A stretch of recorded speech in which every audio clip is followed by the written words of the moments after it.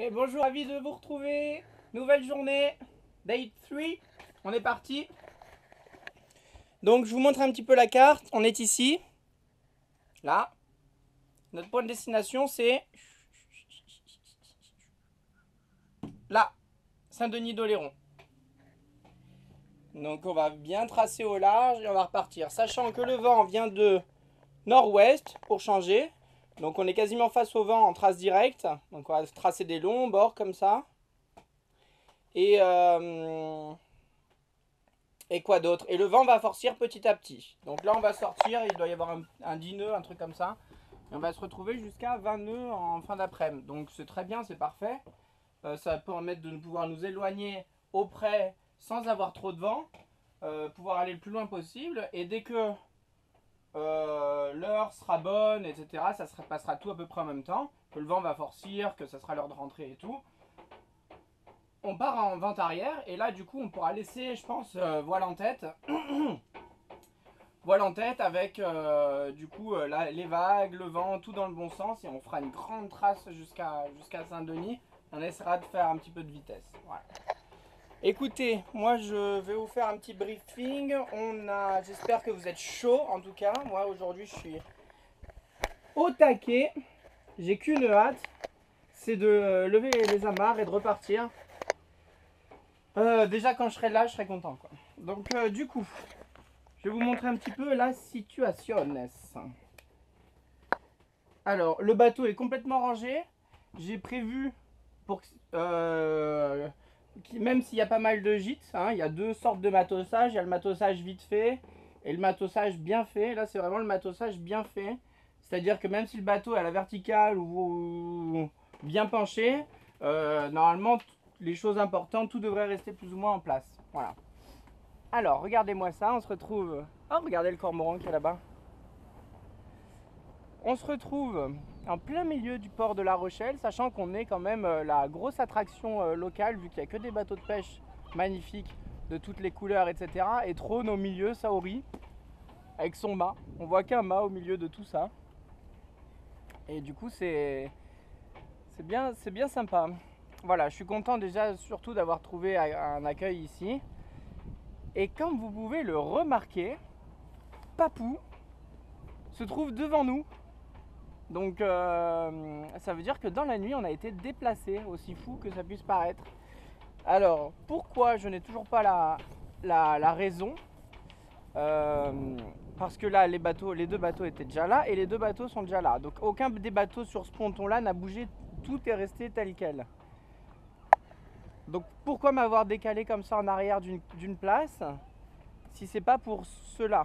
Mais ceux-là je comprends pas parce que le jaune et vert est sorti hier soir quand j'étais réveillé et c'est quand même lui qui a le plus de problèmes au niveau de la place. Et encore, vu que j'étais là-bas et donc je sais pas, à moins que le bateau qui était là avait vraiment besoin de place pour manœuvrer de nuit et j'ai dû le gêner. Ça m'étonnerait fort quand même, c'est des pros, hein, ils savent piloter leur petit truc. Quand tu les vois se croiser, tu vois comment ils arrivent à se tourner autour sans se toucher. Je pense pas que ce soit ça qui les ait gênés, donc je comprends pas pourquoi on a été déplacé en fait, c'est ça qui m'embête. Je m'excuse envers ceux que j'ai gênés, mais je comprends pas qui j'ai gêné en fait. Voilà, en tout cas Papou lui n'a pas bougé, je pense, hein.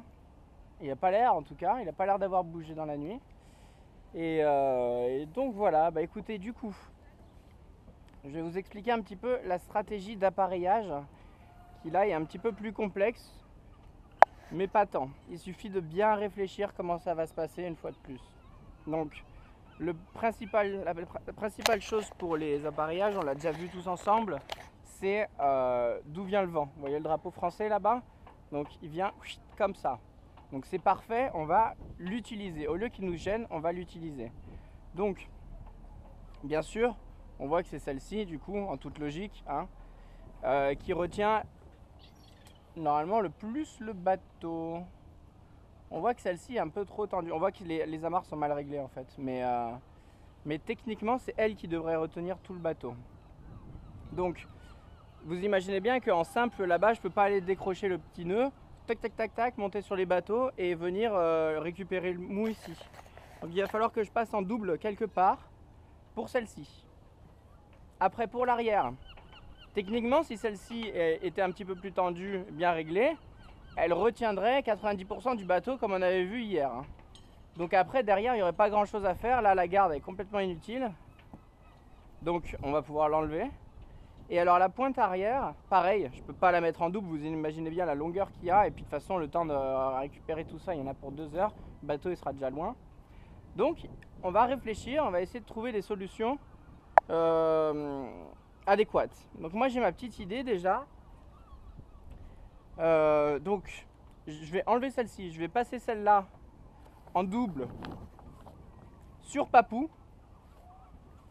Là, sur son balcon. Comme ça, tac, tac, tac, tac, tac, tac, tac, tac, tac, tac, tac, je peux l'enlever au dernier moment. Celle qui retiendra tout, je pourrais la faire passer en double comme d'habitude. Donc là, il y a largement la place. Ça risque d'être un peu long et chiant à préparer parce qu'il faut, je pense, balancer le boot par-dessus l'eau. Mais on devrait y arriver. Et donc, une fois que celle-ci est en place, ça me permet de retenir le bateau, d'enlever la garde, d'enlever celle-là. Et enfin, celle-là, avant, je vais la préparer là. Et donc après, ici, qu'est-ce qu'on peut faire? Regardez. On a nos 2 chandeliers, bien sûr, il ne faut pas tirer sur ni nos chandeliers ni les balcons des voisins. Mais là, il n'y a pas de vent, donc ça risque, si on gère bien la tenue, ça sera équilibré. Donc qu'est-ce qu'on ne veut pas, nous? Parce qu'on est d'accord que celle-ci, ça va être l'avant-dernière à enlever, comme d'habitude. Donc c'est celle qui retient tout, quoi. Donc on va l'enlever, tac, tac, tac, tac. Et là, le bateau, qu'est-ce qu'il va faire? Il va reculer, forcément, parce qu'il sera emporté par le vent. Et en plus de ça, le vent pousse toujours le nez du bateau et fait tourner le bateau par rapport à son nez. Donc du coup, on risque de se mettre comme ça en travers. Ce qui serait pas très drôle, d'accord? Donc si on recule déjà, on va toucher copain. Et on va se mettre après en travers. Donc c'est pas vraiment ce qu'on veut. Donc ce que je me suis dit, on peut très bien par exemple relier le bateau de là à là. Donc je peux très bien mettre un bout là et un bout là. Qui relie comme ça, hein. Juste un petit bout histoire de retenir un petit peu sans que ça force. Sauf que si je fais ça, vous imaginez le bout qui passe là. Si je fais ça, que je largue là-bas, le bateau là, il va reculer et mon bout servira strictement à rien. D'accord? Parce que le vent va dans ce sens-là. Maintenant, si je mets un bout d'ici et qui va là-bas, et ben là on l'empêchera de reculer complètement et du coup il va pivoter, il va se libérer. Au moment où il se libère, il faudra vite le faire, hein. Donc à partir du moment où le nez est libre, je suis là-bas, je reviens ici, clac, j'enlève, le bateau sera pivoté mais n'aura pas reculé. Parce que s'il pivote et qu'il recule, c'est la merde. S'il pivote et qu'il bouge pas, c'est parfait, c'est ce qu'on a besoin pour se dégager. Donc on aura juste à faire marche avant, paf, on sort comme des pros. C'est un peu ce que je veux faire.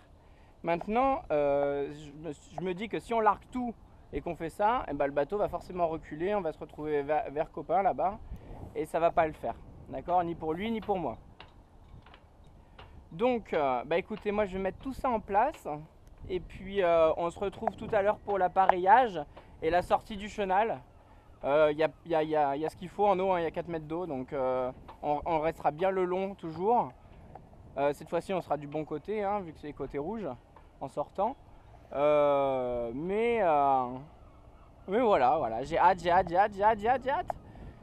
Enfin quoi. Là, cap 270, on part à l'ouest, on va chercher ce qu'on peut de vagues, de houle et de vent. On part le plus loin possible et dès que c'est l'heure, on rentre, vent arrière, et on rentre à la maison. Voilà, ça va être top. Ça va être tip top. Voilà, écoutez, Saori fin prête. Ça j'ai vérifié tout à l'heure, j'ai vérifié l'intérieur, l'extérieur. Tout est bon, donc voilà, il me reste plus qu'à préparer mes amarres. Donc je vais faire ce que je vous ai dit. Et puis on va voir ce qu'il en est, d'accord? Allez, à tout à l'heure, bye bye.